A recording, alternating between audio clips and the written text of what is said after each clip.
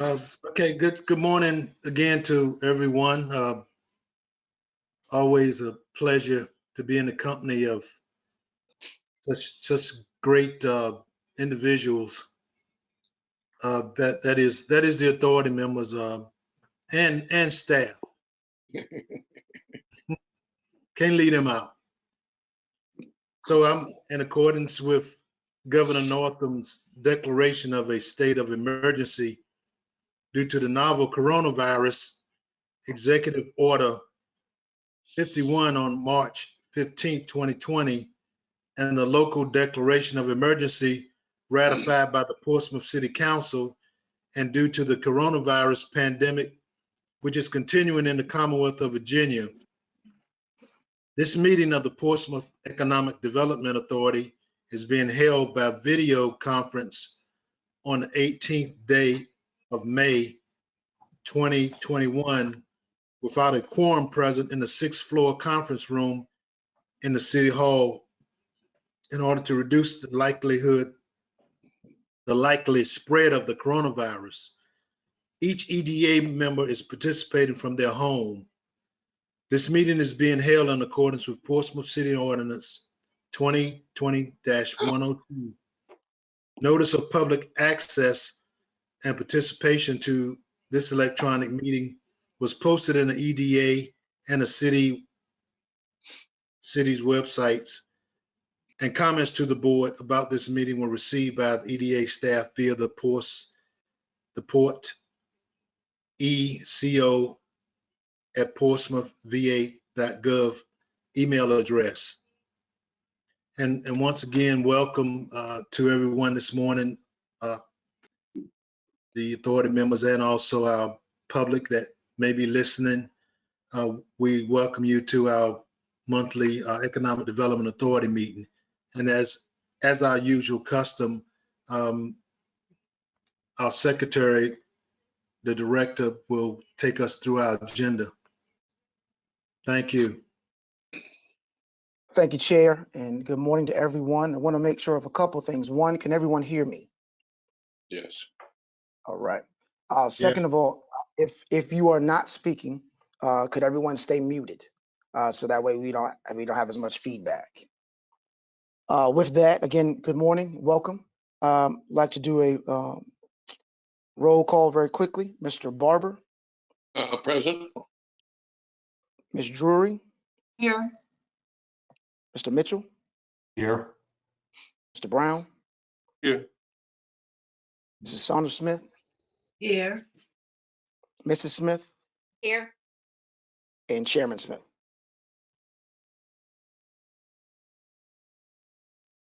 Chairman Smith. I think you're muted. Here. All right, thank you, sir. You do have a quorum. First item on the agenda is the approval of the April 20, 2021 minutes. And I stand for a motion and a second, and then discussion of the motion. So moved. Yeah. Second. I'll take Mr. Barber as the motion, and I'll take Ms. Saunders Smith as the second. Any discussion of the motion? All right, hearing none. Mr. Barber? Aye. Ms. Drury? Yes. Mr. Mitchell? Yes. Mr. Brown? Yes. Mrs. Saunders Smith? Yes. Mrs. Smith? Yes. And then Chairman Smith. Yes. Motion carries. Next, we will receive a financial update from Ms. Patty Phillips. Good morning, everyone. Can we get the financials on the screen?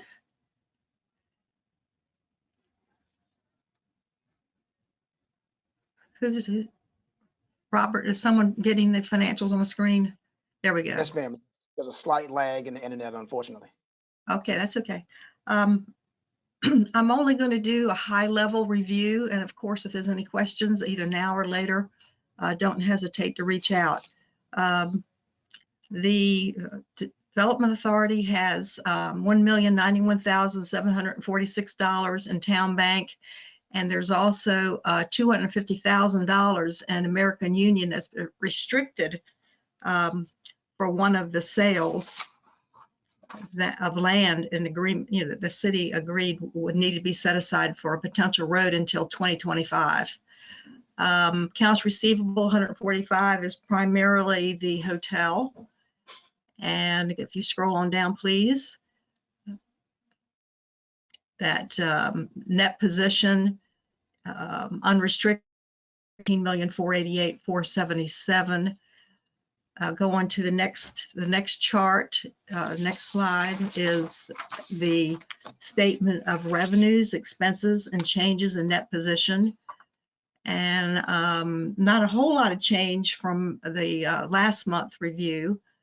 I did want to point out at the bottom, if you could scroll on down a little further, there is a little box that I added, right there, that just broke out a little bit more on that $1,367,150 loss that we're showing in the non-operating revenues. And it just broke down the two properties involved, the 0 London Boulevard and the 0 Harbor Center, or the North Pier. And that is the one that has 250,000 restricted. The next chart, you can scroll down a little further, is a little breakout of budget to actual that you all have been interested in. I hope that format works for you. And there's also a slide, if you could scroll on down, the breakout of the properties, and that's 2 slides. You can scroll on down, the listing of all the property owned by the Development Authority. And then the last, keep scrolling, the last one is a new chart that had been requested last month. And it's sort of just a listing of checks written since the beginning of the year on behalf of the authority. So, and it gives a little description about what it was for. And you'll see it's primarily grounds maintenance, stormwater fees, loan payments, that kind of thing. So indirect cost allocation, audit fees. And I hope that's helpful. And if you need that in a different format, don't hesitate to ask. And that's sort of the overview. And I'll be happy to try to answer questions. Mr. Chairman, was that sent out ahead of time? I don't think I received it, but if it was, then could you resend it to me? Yes, sir. We can resend that to you. Thank you. Can I ask, is there any update on the Renaissance on paying their loan? You'll have to refer to Mr. Donahue on that one, or Mr. Moore. So we are still in discussions and talking to the Renaissance as far as an update as to where they are on that payment. And we're hoping to have some type of response and update for you all at the next meeting with regards to what the plan is going forward for that payment. Okay.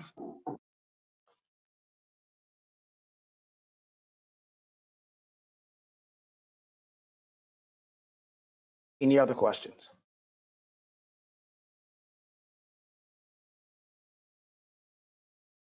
All right. So Chair, we would need a motion, or I'm sorry, actually those we are just placing in the file again for audit. So but there's no need for a vote there. But any other questions? I know we are about to talk about the budget, but just wanted to make sure there were no questions on the current financials. All right. Hearing none, we will move forward in the agenda under old business. Again, last month, we began discussions about the FY22 budget. This month, we would need to finish those discussions and finalize the budget so that we can approve that today and move forward.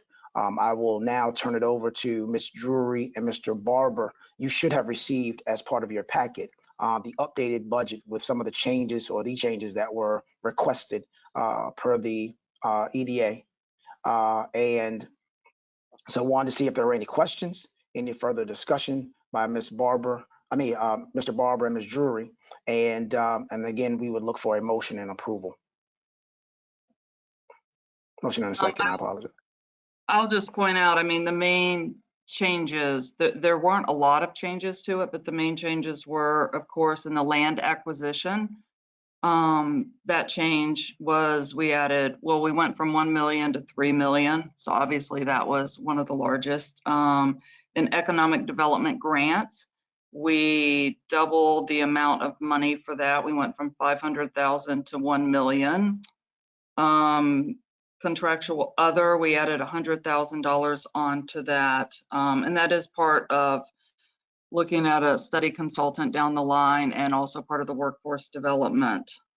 And those were mainly the biggest changes that we had, but they're the ones that'll also be the most impactful to what we in Economic Development Department does.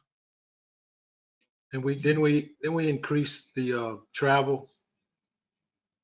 Yes, we did increase that slightly from 7,500 to 12,000. Yes. Okay, thank you.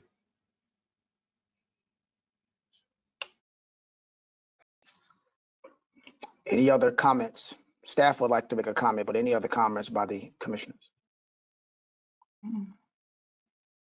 All right. So one thing that was discussed at the last meeting was the timing of the reallocation and opening of the local incentive program.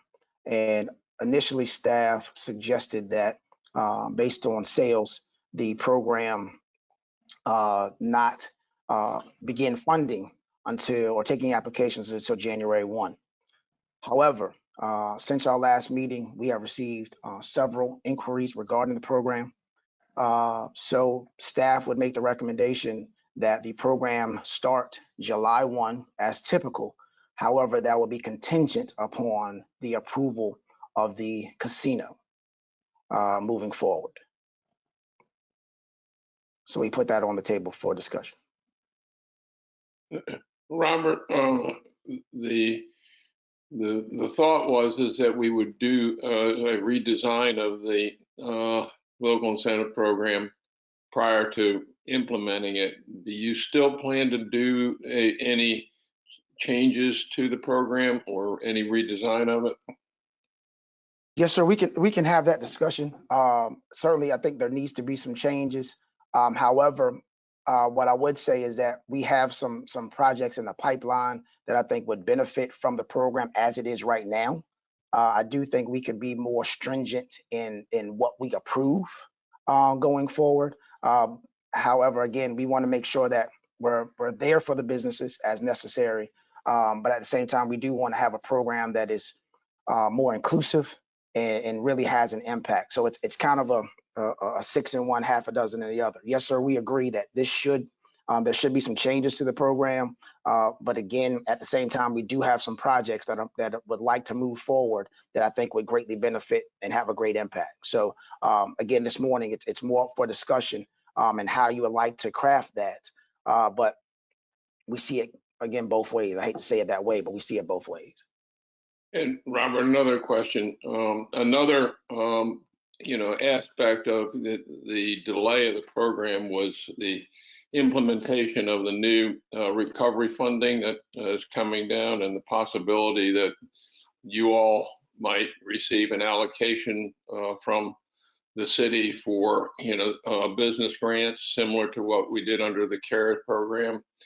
Yes, do you anticipate that will materialize? And if so, then the question that I would have is the staff time that will be required to implement that, as well as or can the funds from that program be used to support some of the applications that we have in hand? Gotcha. Well, I think this is a great opportunity to certainly welcome our city manager, Angel Jones. She is currently on the call this morning, as well as our vice mayor, DeAndre Barnes. What I will say to that, Mr. Barber, is that Ms. Jones is working with finance staff to look at the allocations that we'll receive from that program, and then how that will be utilized.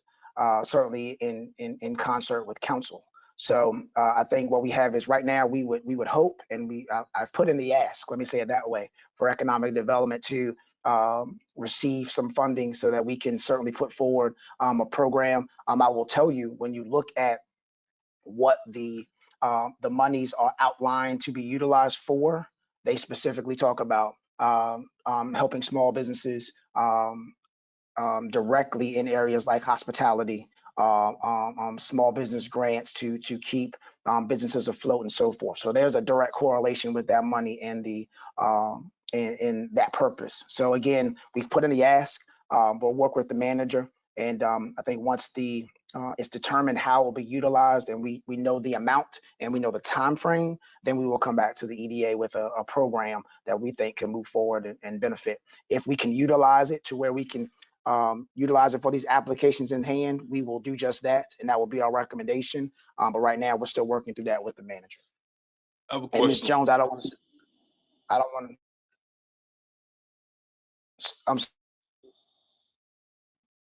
sorry, Mr. Brown. I didn't want to speak for Ms. Jones too much, but give her the opportunity to speak towards that if she'd like. I know you did fine. Yes, we're just still waiting for the specific instructions, and once we get those, we'll work to prioritize how we recommend to the council that those funds be utilized. And I apologize for getting on late, but I'm having some technical difficulties with my computer, so bear with me. Ms. Jones, is there any kind of Thank you. time frame that you think to make this all may happen?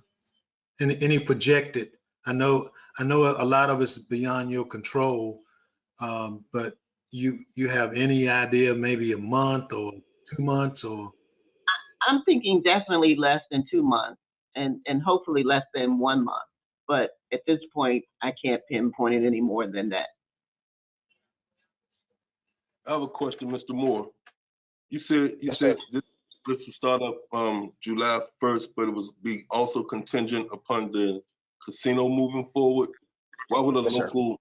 I just want to get brought up to speed on why would a local incentive program be contingent upon one business coming to the city?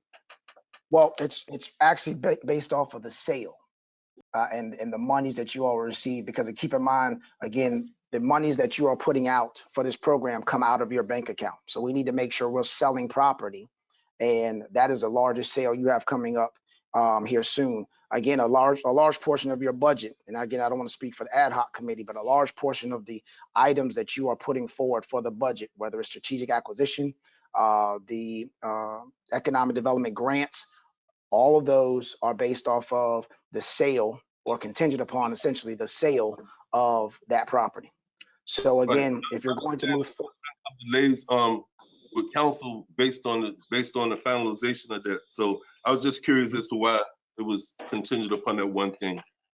yes, Right. because that one is more certain from a standpoint of closing soon, within the next, say, 4 or 5 months, as compared to other applications or not applications, but other sales that we have pending. They may not come until later in the year. So if you want to do that now, we want to make sure you have money in the bank to do it. Understood. Thank you. Robert, I guess I have a different viewpoint here.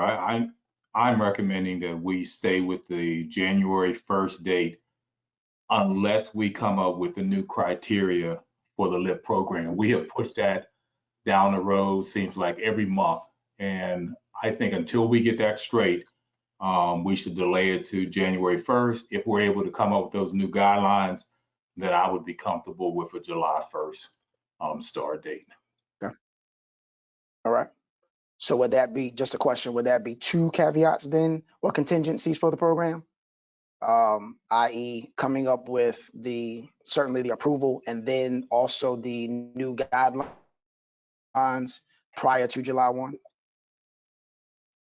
Well, let me say too, in agreement with the vice chair, in order to make that happen, because it has been put off and put off, that will be the motivating factor to get it done now than to continue to put it off. So I agree that if we need to get right on the program and looking at the program and sacrificing some time. Mhm. If not, then and I'm not sure as to how many we do have in the pipeline, but all of that should weigh in. But I think the more important factor is to as soon as possible to take a visit and revise this program that we've put off for months and months. All right, so yes, sir. Then what I would ask is that we put together a committee to have that discussion. I believe we actually have done that, but I want to be clear that that has been done, and that was with Mr. The Vice Chair, Mr. Mitchell, and Mr. Barber. And we will sit down with that committee and very quickly or very soon and have that discussion.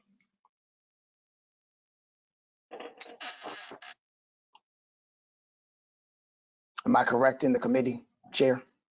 Yes, yes. So yes, sir, Mr. Mitchell and Mr. Barber, we will have Miss Angela Shepherd reach out to you to set up a time frame, more than likely next week, so we can sit down and have that conversation. Okay. Good. Sounds good.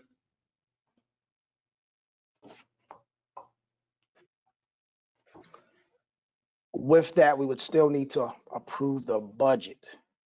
So I would need, if there's no further discussion, a motion and a second, and then we can discuss the motion.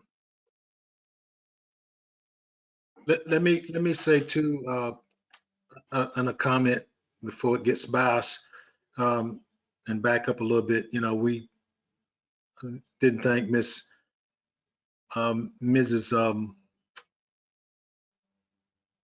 Phillips, Miss Phillips, for the changes she made for us also, and kind of breaking things down and giving us some different views.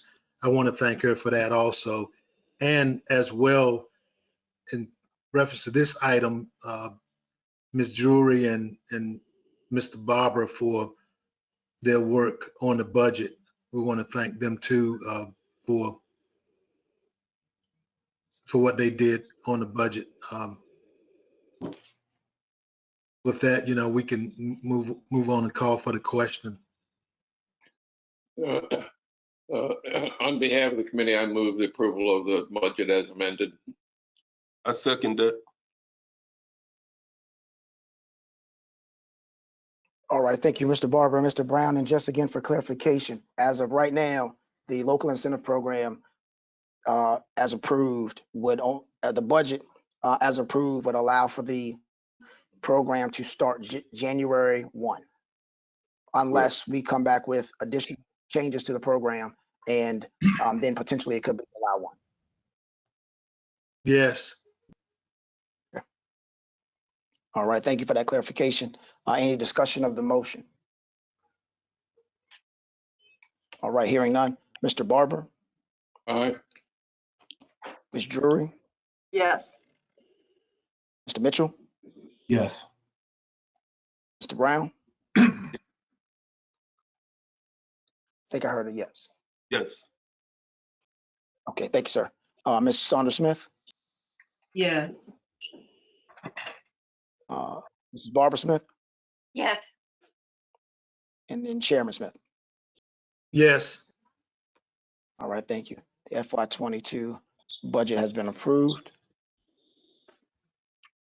All right. So I think that's a very timely transition to our next update, which is a local incentive program update by Mr. Brian Donahue. Thank you, Mr. Moore. Good morning, Chair, Vice Chair, EDA Commissioners, Vice Mayor Barnes, and City Manager Jones as well. Pleasure to be before you this morning. Did want to share an update with you on the local incentive program. We've made considerable progress this year in expending the funds you have allocated. So wanted to give you an update on that. You will see on the screen We are getting down to the very last bit of funding that you allocated last July. Just $2,100 or so left in the program.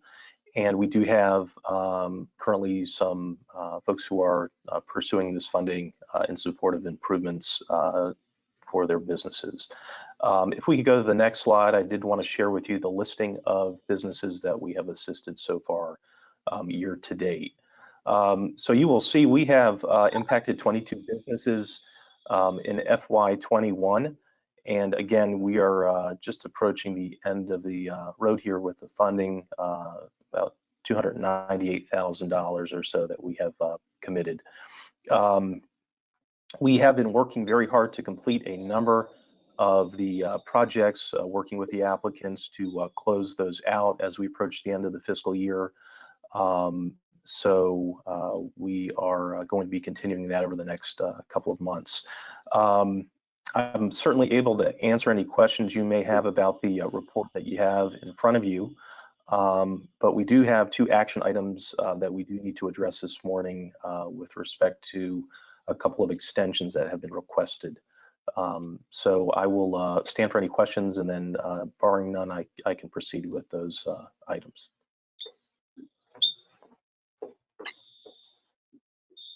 Okay. We have, again, 2 of the applicants have requested extensions. They have run into some delays with respect to obtaining permits to complete their work. Those applicants include SMT Enterprises at 305 High Street. That's right here downtown. It's the old Fleming's Gym location, which is currently under renovation to support a new market and bodega. And they had run into some difficulty with obtaining permits for the work. They have received that approval. In fact, at the end of March, beginning of April, they did receive the permits necessary to move forward, and that work has restarted, and they are currently working to finish the project there. They have been granted the maximum number of extensions that could be provided administratively, so they are now requesting another 90 days to finish the project, which would put them at a completion of mid-August. So did want to ask for your approval of providing that extension. We do support it to assist that business in opening here downtown. The second application is from Helping Hands for Heroes. They have actually received a number of grants. They are located at 3315 High Street. They've had some similar challenges with obtaining permits for the renovation of their building.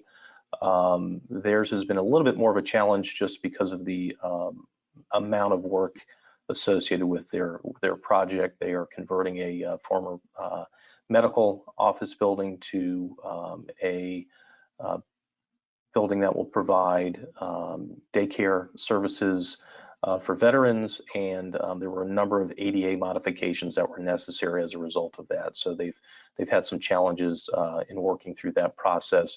They are also requesting another 90 days in order to complete their work. So again, we'd be looking at an August 17th completion deadline for that project. So we would ask for your support and approve of the extension there as well. I'm happy to answer any questions about either of these applications, and I'm not sure we need a vote, but I think we do need a consensus on your decision whether or not to provide the extensions. Mr. Miller, can we confirm, do we need to vote on that?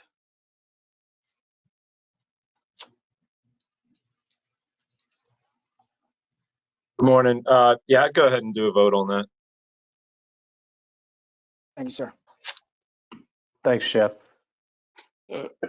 Brian, do you anticipate any problems with either one of those projects meeting the deadlines for the extension?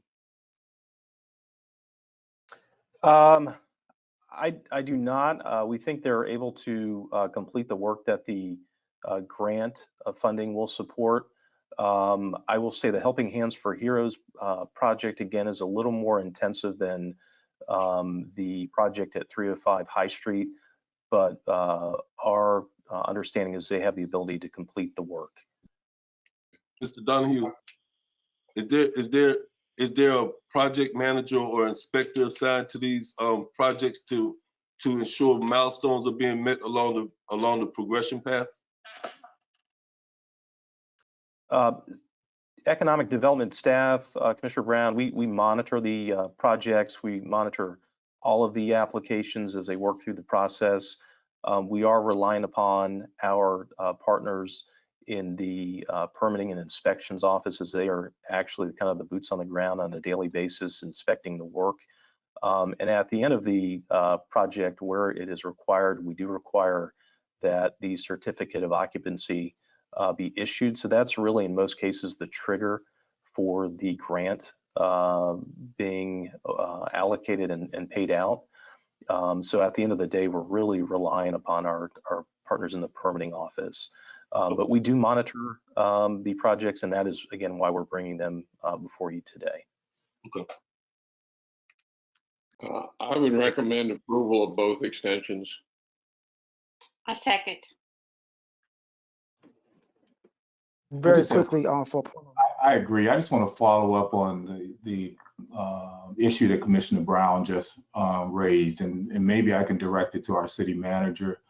And, you know, over the period of time, we've had a number of projects that have been delayed either in the planning department or the permit process. And so my question is, do you know if they keep, obviously they keep a record, but do they keep a record that says these are the number of projects that have not been approved for 30 days, 60 days, 90 days, so that they're kind of flagged in the process so that maybe some discussion can be held as to what is delaying that?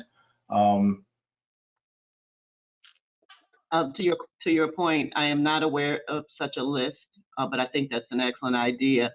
I will note at this point that I'm in the process of reviewing and revamping our permitting process. I've heard a number of complaints as it relates to the timing, as it relates to our customer service efforts, as it relates to ensuring that we are providing our developers with the most significant information that they can possibly have to ensure that their projects are completed on time. In regards to small businesses, what I found in my review thus far is that a number of times they don't really know what they need, and the city needs to do a better job of creating a checklist to ensure that we're giving them the information that they need, that we're trying to reduce their costs. And one of the other things, you mentioned the LIP. I am totally in agreement with that, because what I found throughout my research and my experience is that a number of times when small businesses go into developing their business, they're not aware of some of those small costs that could be large for them, relatively speaking, things such as asbestos removal, signage, ADA improvements, you name it. And so those things can impact the timing of those projects. I am extremely familiar with the Helping Hands for Heroes project, because that project appears to have evolved from where it started in regards to use. So with that, we're trying to work with her and make sure that we're doing all we need to do to try to ensure that project is completed. But there's plenty of improvements that are necessary.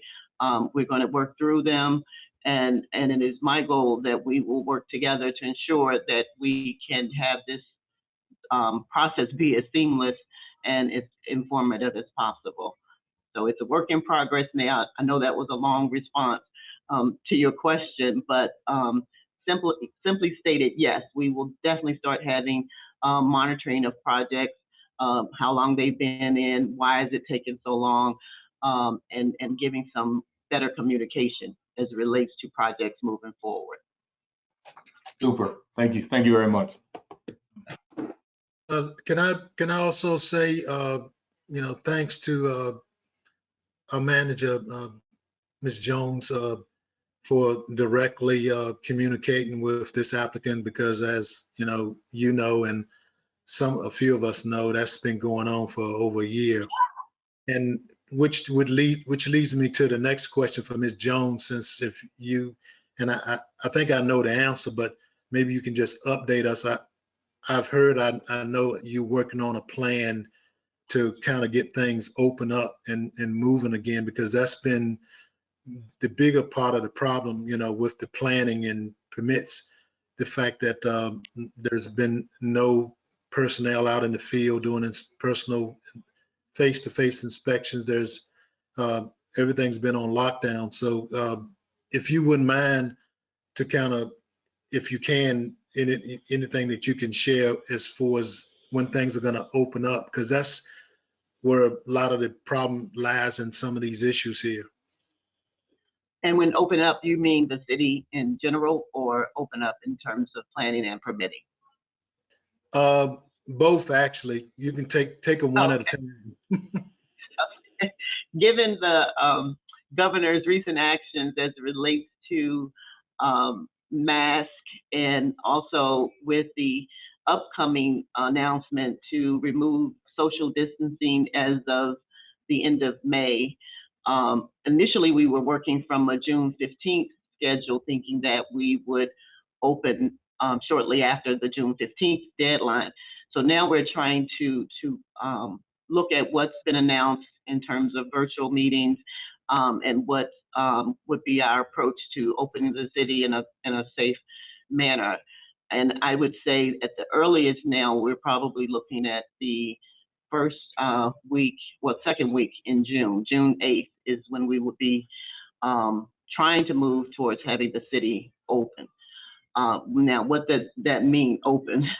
Because for different departments, that may mean that there will still be some remote working or teleworking for some employees. But we're shooting for that date. That's not finalized at this point. That's probably the most optimistic date in terms of trying to get the city open, but we're still working through that.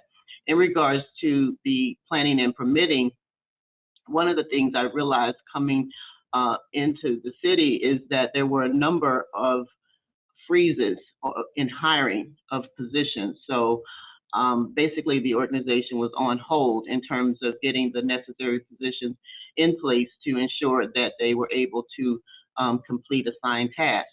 So one of the things that I've directed the permitting and planning departments to do is look at contracting that service out so that we can get on top of some of the projects that we have currently underway right now, and then move to start hiring people so that we have enough employees to be responsive, and that we can set some processes in place that not only are to the point that was made earlier, ensuring that we have someone to track every project that comes through the city, and that they know the status, they're giving that information to whoever it is that's trying to do that project, so that we are communicating internally and externally as to where that project is. So that's definitely in the works right now. I have a hands-on approach because of the number of concerns that I've heard regarding what we consider the fourth floor, engineering, planning, and permitting. But hopefully, we will get people in place, and those people will understand the value of customer service and moving projects forward, and also understand the value that it brings to the city organization, because that's our primary resource. And so with that, that's a high priority for me, that we send the message and change the perceptions that we're not a barrier, that we're going to help in that process. And I just know that we're going to change that. And until we do, I'm going to have direct involvement in it, and then we'll be moving forward. Did that address your question? Very, very much so. Thank you. Oh, okay. Thank you. I just want to be sure.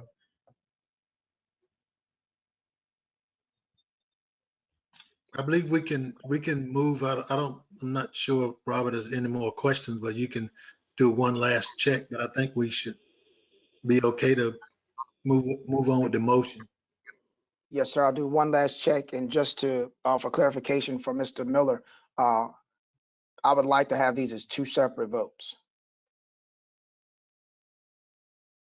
Okay, yeah, that's fine. If I believe Mr. Barber made the motion, if he'd be willing Yes. to change the motion to separate. Yeah, that's fine with me. Yeah, yes. All right, so the first one would be the motion for approval for 305 High Street. And Mr. Barber, I'll take that, your initial motion for that. Who was the second? I apologize. I was. All right, thank you, Ms. Barbara Smith. Any discussion of the motion? All right, Mr. Barber, Aye. Ms. Drury, Yes. Mr. Mitchell, Yes. Mr. Brown, Yes. Mrs. Saunders Smith, Yes. Mrs. Barbara Smith, Yes. and Chairman Smith. Yes. Thank you, sir. Motion carries. The next would be the extension for 3315 High Street. Need a motion and a second. I move for approval of the extension at 3315 High Street. Thank you, Ms. Second. Saunders Smith. Thank you, Mr. Barber. Any discussion? All right, Mr. Barber, Ms. Drury, Yes. Mr. Mitchell, Yes. thank you, sir. Mr. Brown, Yes.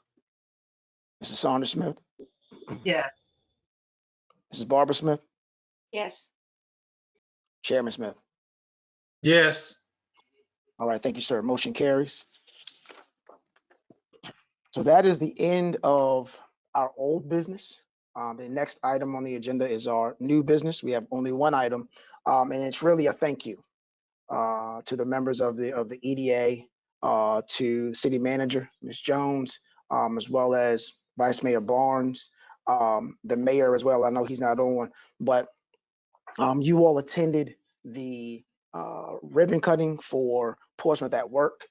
And we were very excited to put that on display and have that.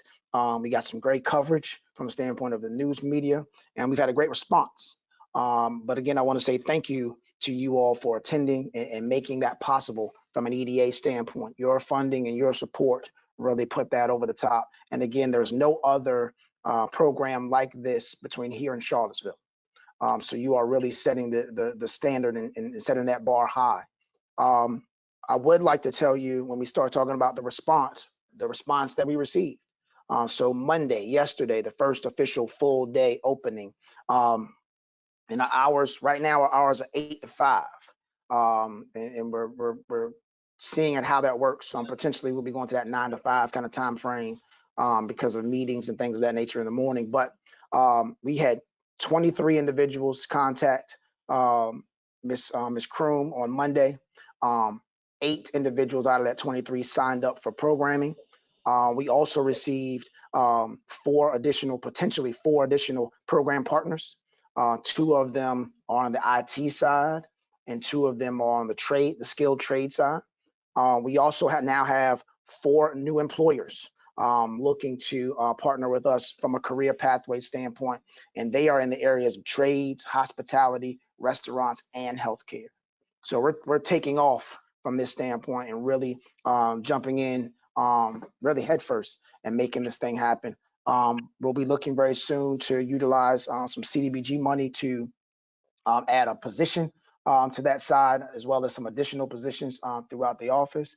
But wanted to give you an update and again say thank you for your participation. It's a great program, Mr. Moore. I have a question. What marketing materials are available to let the public know? I've been word of mouth spreading and talking about it since I left the event, talking to young men in the community about it since I left the event. But are there available marketing materials to hand out or to distribute to people who may be interested or maybe potential clients? Yes, sir. So we're finalizing that kind of a one-pager, if you will, that we can drop off at everywhere from social services to PRHA and places like that. You know, the big push, certainly, especially with the young people, is that social media aspect. So Facebook has been very big in folks contacting us. And again, when I talk about callers or folks calling about this. This is actually physical phone calls into the new space. That's great. The response on social media has been tremendous. So what we'll do is we'll make sure we let you all know when we have those available and ready to go, so that you all can come by and pick some of those up should you care to do that, especially now that we can kind of interact more as a society. But right now, social media has been the real push and the real driver for a lot of folks coming in. Great. And Any other questions? let me just a comment. Let me add, echo what Mr. Moore has said. It was an awesome event, very well attended. Even our, ribbon cutting and including the mayor, our city manager, vice mayor, and Councilman Woodard, and more than half of our authority members that were able to attend, were present. And the response, as he said, I hung around, quite a bit, and the response was overwhelming from state representatives, from regional persons that showed up just to see what it was about, from social services. They were there, from the school system. They were present. So it's been a big bang, and it's going to make a great impact. And folks are continuing, as Mr. Brown said, to call and ask, as I'm out and about. Everybody, the word is getting out, and folks want to know where it is, and that's something that we all can be proud of as authority members, that we had the fortitude and the vision to support this financially, and it's my hope that we can go even further, as I kind of mentioned in my talk, that we would like to see this move, and we've had that conversation also, into another building later on, and possibly we can do that to make it bigger and greater and better. So just thank our members here for your support of it. And I know everybody couldn't be there, but at least more than half of us were there. And thank you all for your continued support, and especially the staff. It was a well put together event, and it was, I believe it was well attended, and folks just kind of roamed through, most of that time frame from 12 to 2, and some even came a little earlier. The media was present also. I believe it was Channel 10 and some other folks. So I kudos and thanks go to Mr. Moore, for that date, Friday, and for all that they have done, Ms. Pam Kroom, to put this together. Whether some of you may not know it or not, but she's well known, regionally, for her work over in Hampton, and it was very fortunate that we could, like someone said Friday, steal her. And she's going to be that asset and that catalyst to keep this strong and keep it moving. So we look forward to that. Thank you again. Thank you, Chair. Any other comments? Okay, I do have one ask. We appreciate, again, all the support from the EDA. As typical for businesses, when it comes to a ribbon cutting, when the ribbon is cut, we then have city manager, the city council members that are there, as well as the mayor, and have them sign the ribbon to commemorate this event. For this event, we also had the EDA members sign. So we would really like for everyone who either did not sign the ribbon or was not able to attend. I think this is a great opportunity to get you out. We'd like for you to sign the ribbon, come to our office, sign the ribbon, but also then we can give you a tour of the facility that you helped to make so great. So I would ask, Miss Shepherd will be here. Ms. Kroom is also across the hall. So we will make sure we're available. Just let us know and we'll make sure that happens. I just wanted to say it's a very impressive building. Thank you. Thank you. All right. Well, with that, there are no other new business items. We do have a need to go into closed session. So, Mr. Vice Chair Mitchell, I believe you have the wording for us to go into closed session. Yes. I move to go into closed electronic meeting pursuant to Virginia Code subsection 2.2-3708.2 A.3 and 2.2-3711 and City Council Ordinance 2020-102 for the purpose of discussing the acquisition or disposition of real property where discussion in an open meeting would adversely affect the bargaining position or negotiating strategy of the public body, specifically regarding 219 Pavilion Drive, 833 High Street, the Victory Entertainment District, and strategic acquisitions. Can I get a second? I'll second that. I think that was Mr. Brown. Yes. I think that was Mr. Brown first. Thank you, sir. Any discussion of the motion? All right, hearing none. Mr. Barber?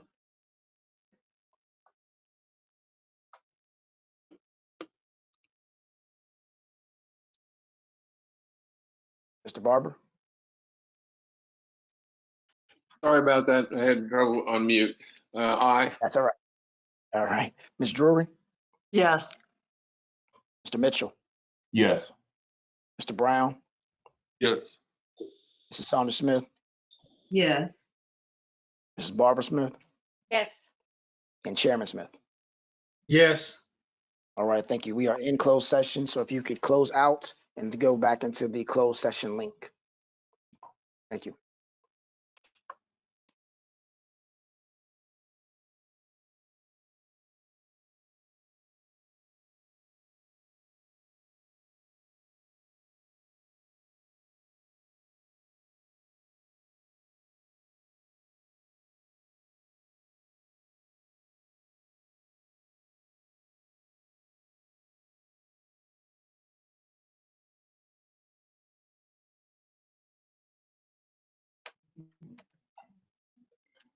Here we go again.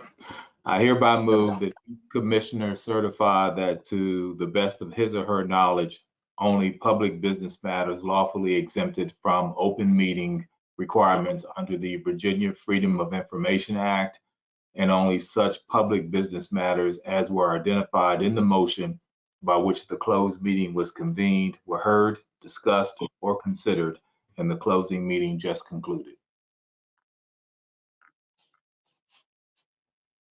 Thank you, sir. Can I get a second? Second. Thank you, Mr. Barber. Any discussion of the motion? Okay, Mr. Barber, Yes. Ms. Drury, Yes. Mr. Mitchell, Yes. Mr. Brown, Yes. Mrs. Saunders Smith, Yes. Mr. Smith. Yes. Yes. Oh, I'll take that, Chairman Smith. I'll take that as well. So we are now in open session.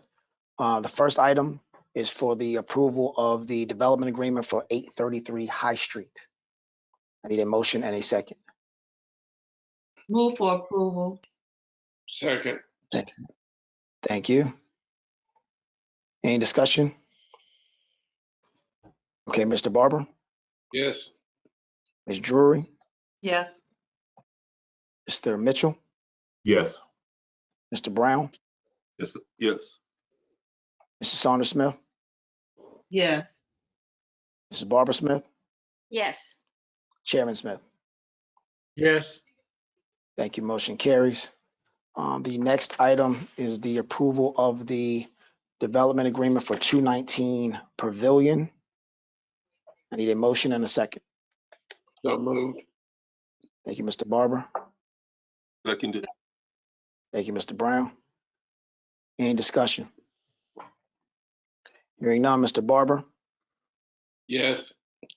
Ms. Drury, Yes. Mr. Mitchell, Yes. Mr. Brown, Yes. Mrs. Saunders Smith, Yes. Mrs. Barbara Smith, Yes. Chairman Smith.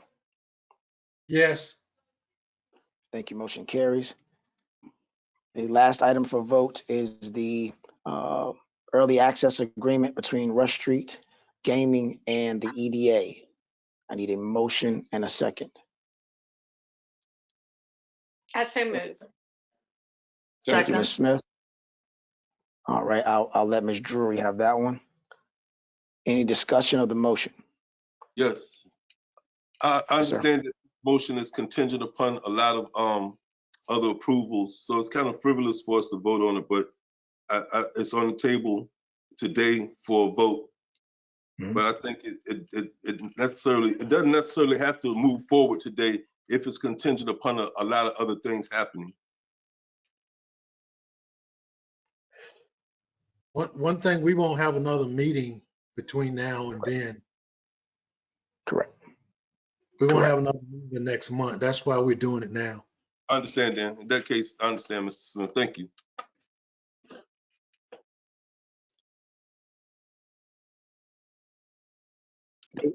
They would like to move quickly after the vote. I understand. I got you. It's proactive. Okay. Yes, sir. Because they would like to move as soon as possible after the vote by council, and so you all would not have another meeting until that June time, that the end of June almost time frame. So there's some time in there. They like to get started if at all possible. That totally makes sense. So we have a motion. Thank you, sir. We have a motion by Mr. Smith. We have a second by Ms. Drury. Any other discussion of the motion? All right. So hearing none, Mr. Barber, Yes. Ms. Drury, Yes. Mr. Mitchell, Yes. Mr. Brown, Yes. Mrs. Saunders Smith, Yes. Mrs. Barbara Smith, Yes. and Chairman Smith. Yes. Thank you, sir. Motion carries. I believe that is all the items that we have for necessary approval. The next item on the agenda, the last item on the agenda, would be items submitted by board members. So I'll open it up for any items you all would like to submit. I would like to discuss a meeting that Teresa Saunders Smith and I had with Pamela Groom on May 6th. It was the Business Development Committee meeting, and excellent meeting. And I have to start with backing up what Robert said about Pamela and her contacts and her knowledge. She just really brings a wealth of knowledge and experience to the Business Development Center or the Workforce Development Center. And we were very impressed and also just learned so much. But really, when we were talking about hiring someone to serve as an equity manager on the casino, we're really now waiting to see what the city does on the diversity study. And I will say, we discussed the diversity study, the one from 2014, in great detail. And if you haven't read it, I actually read the whole thing. Very interesting, and obviously does need to be updated. But the information that is in there that we need to follow up now on, we're going to wait because we want to see what the city does with that. But we went over many of the things that the workforce development is going to do in line with the casino, but also with the other small businesses, and just making sure that we're really pushing for minority-owned small businesses and large businesses to come into this city. We talked a lot about the information we're always asking for on data.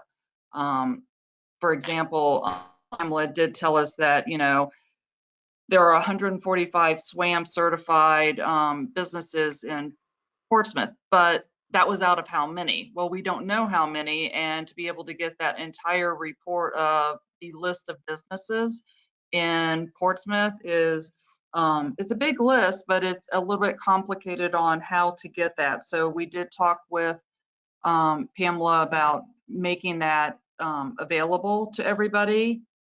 And then we also went into just really the community outreach on, and this is one thing we talked about earlier, is how to get the information out about the workplace development and really, you know, going outside of the norm. And that was one of the things I think we really liked, was the use of non-traditional methods, not just relying on social media and newspapers, but really getting out there in front of people, outside the within the civics leagues, holding job fairs out where the communities are, and also using our churches, which we know it is a big part of Portsmouth and a way to get involved with people.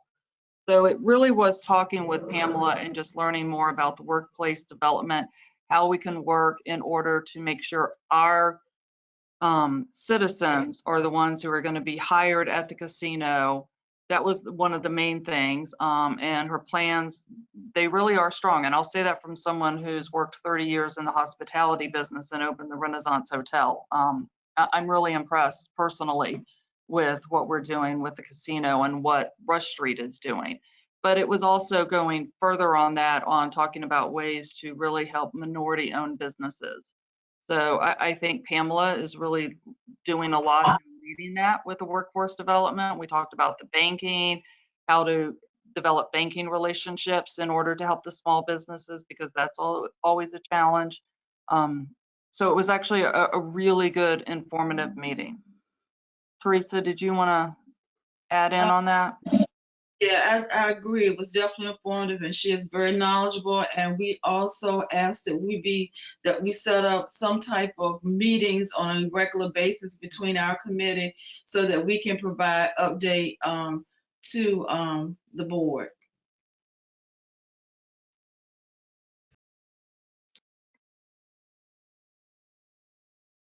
I guess that ends our report for today. Just a question for Commissioner Drury or Smith. Have you guys had a chance to look at some of the work that the governor's office is doing? I understand that they appointed someone who is looking at similar type numbers, and I didn't know if you had a chance to see what their work has been so far.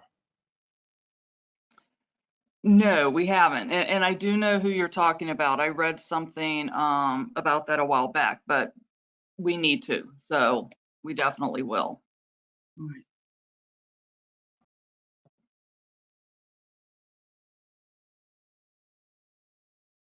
All right. Any other items? Thank you for that report. Any other items submitted by Commissioner? I just have one item, and it's more of a thought than a specific item. But if we get our 3 million, I'm hopeful that we will get that. And I know traditionally economic development has been about the purchasing and selling of property. But I would argue a little bit of that money, that we think outside of the box, and maybe we can allocate some of that money around a couple categories I've been thinking about. One is the revitalization of neighborhoods.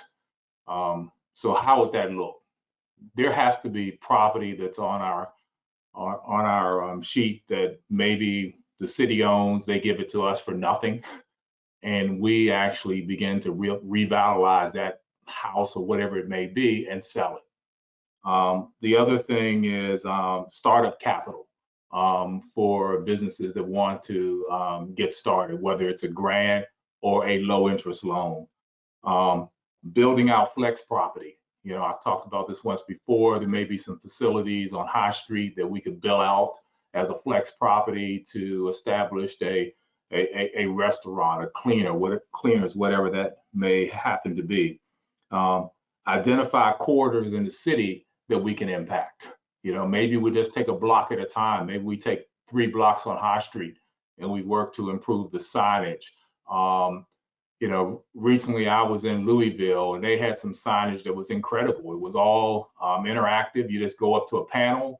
You want restaurants, you select restaurants. It gives you a visual of the restaurant. The menu comes up, and walking directions if you want to have it sync to your phone app. So I think there's some things that we can do. Our smallness may be our greatest asset, because there's some things that we can do at a reasonable cost that other cities just wouldn't want to make that kind of investment. So I'm just advocating that when we have our meeting, that we think outside of the box in terms of what economic development can do beyond its traditional things that have been done. So. I'd like to say I love the idea. I love all of it. But especially on the startup capital, and that's one thing that Teresa and I have been talking about is, you know, the access to banking and some of the barriers on just the startup part of it. And I think if we could take a role in that, I think it would do wonders in our city. I really support and am passionate about the revitalization of neighborhoods, Mr. Mitchell, that you mentioned. Before working with the EDA, I wrote a plan up to revitalize the Florida Park neighborhood in Mount Vernon, Florida Park, section of Portsmouth, because it was so dilapidated and so worn down. I submitted that plan to a couple city councilmen, and I don't know if they're acting on that particular plan or not, but the whole neighborhood, the whole park is getting redone and is revitalized, and everything out there is exactly according to the document that I prepared. So whether or not it's, like I said, whether or not it's because of the plan that I submitted sparked something, or it was something on the city's agenda long before I even noticed it, I think revitalizing the neighborhood does contribute to the economy of a city. It's just paramount that it does. Yeah. I too support that idea, especially when it comes to the small businesses. I think that we need to be proactive and find ways to bring the businesses that we want here. We are always waiting to see who wants to come here, but there are some certain businesses that we know that would benefit our community, that maybe an incentive would allow that to happen. So I certainly support us going in that direction. Mr. Chairman and Robert, you know, this is tremendously beneficial discussion, but what it tells me is that we need to have our strategic planning session so that we can continue these discussions in more depth. And I guess the question would be, you know, what is the plans now for our strategic planning session? So I think, as we stated earlier, we're going to try to set up that initial, I would think the strategic planning team would still consist of essentially the LIP review committee, which would be Mr. Mitchell and Mr. Barber. Mr. Chair, you can correct me if I'm wrong on that. So we look forward to having that discussion. We also look forward to having a discussion about startup capital. Part of the Portsmouth at Work program is a boot camp, if you will. It's called we have what's called a Smart Start business program, where you actually go through a program that's about 8 weeks. It depends on how long it takes you to get through it. But you learn how to start a business with less than $1,000.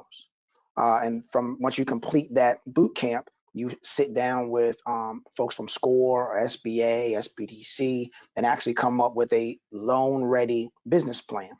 But the hope is, from that standpoint, that the EDA would contribute that $1,000 so that they can implement what they've learned. We also have relationships, certainly, with Bloom co-working that just opened up. Well, they've been open for a while, but just recently had their ribbon cutting for subsidized and free location services for a business. So you could go into that co-working space, have you an address now, and if you've got some capital, certainly from the EDA, there's an opportunity to make things happen. So we're excited about all the things that you all are talking about. They're on our radar, and we're glad that you all want to get those done. So we'll sit down with Mr. Mitchell and Mr. Barber and start those conversations. Certainly, you're talking about staff, and you're talking about times, and you're talking about things of that nature. So we'll have to work through those challenges, but we're excited about everything you all are saying. And let me say, I too wholeheartedly agree. And Robert just mentioned that, providing that, you know, we get the available resources, that's going to be a challenge when you step out in those categories. And the staffing is going to be something that's going to be critical that we don't have right now. So, but all of that can be worked out once we can identify the funds and the resources and the sources.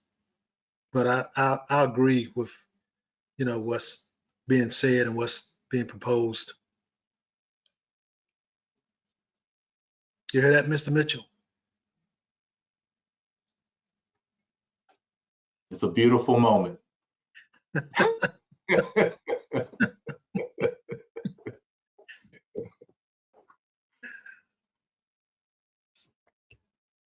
And it's being recorded, so you've got it forever. So, any other items for the commission?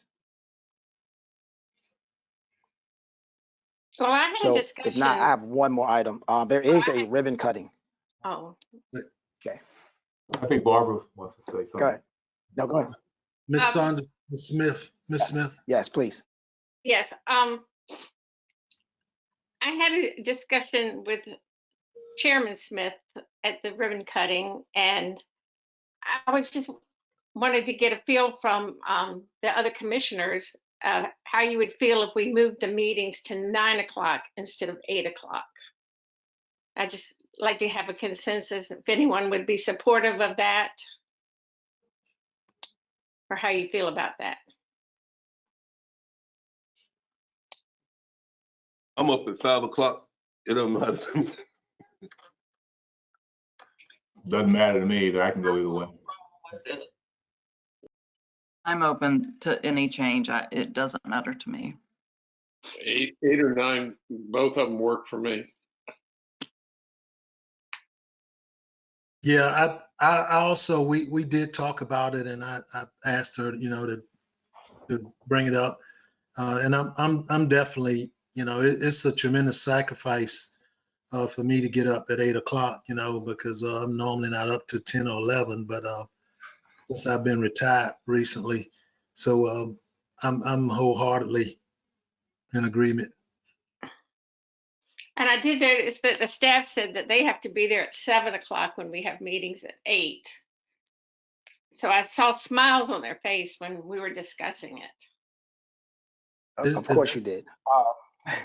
That is correct. Staff needs to be here early. We can't show up at 8 to be fully prepared for the meeting. So staff is typically here early in the morning on the mornings of our EDA and PPIC meetings.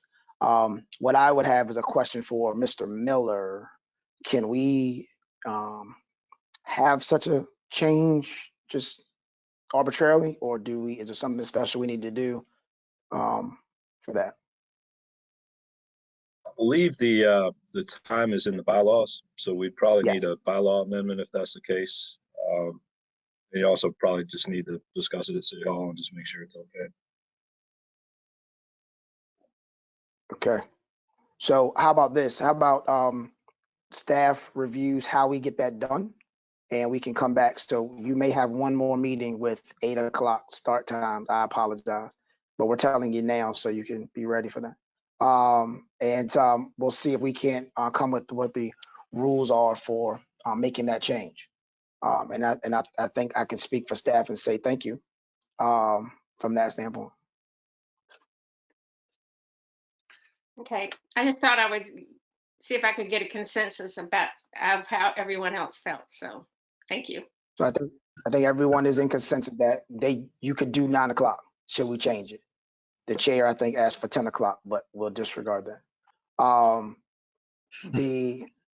So the next item, I do have one item if no one else has any items on the to bring forward. Okay. There is a ribbon cutting ceremony and a new business.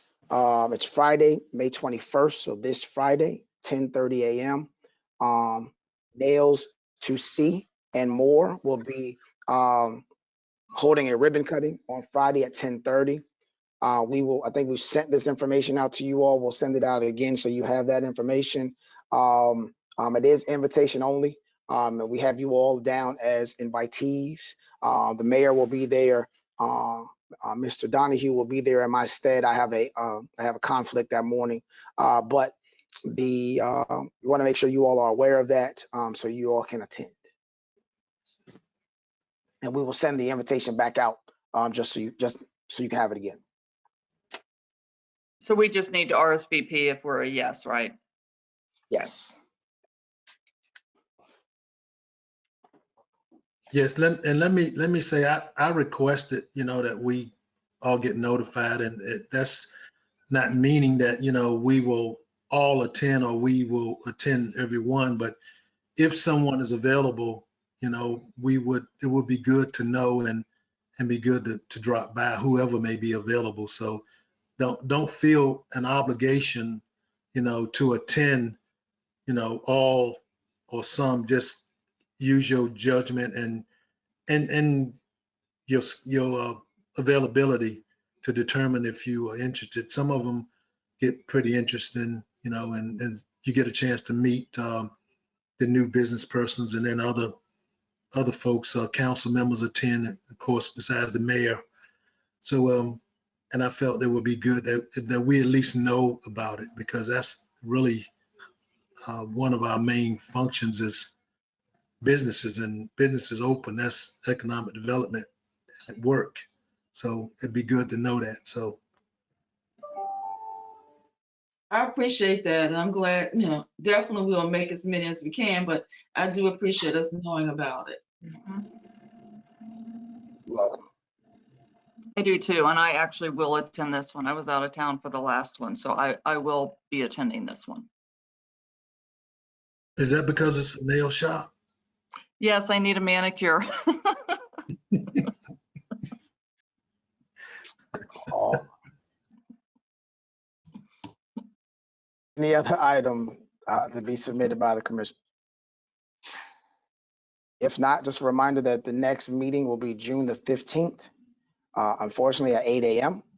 And we will work on that, I promise. And if nothing else, Chair, you can adjourn the meeting. Yeah, and again, let me say thanks to everyone for job well done. As usual, we tend and we have a habit of getting quite a bit done in a short period of time. I believe I've been in some marathon meetings in my council days, and the vice mayor can attest to that, and the city manager. So it's refreshing, when you can move right along, and that's why, I'm a person of few words anyway, and I don't say that much other than when it's necessary. But as long as we are getting our business done, it doesn't matter. Our secretary does a very good job of, he can out-talk me. That's one of the reasons why, I allow him to do that. So, but again, thanks everyone. And we certainly hope that you remain safe and be safe, and you'll have a great day. Good afternoon, good morning, still the rest of your morning. Thank you. Thank you. Thank you. Thank you. Mr. Smith, we need you to get by and sign those documents Today, when you're available. When you're Okay. available, I know you're retired, so when you're I'll fit it available. in. I'll fit it in. Thank you. Thank you.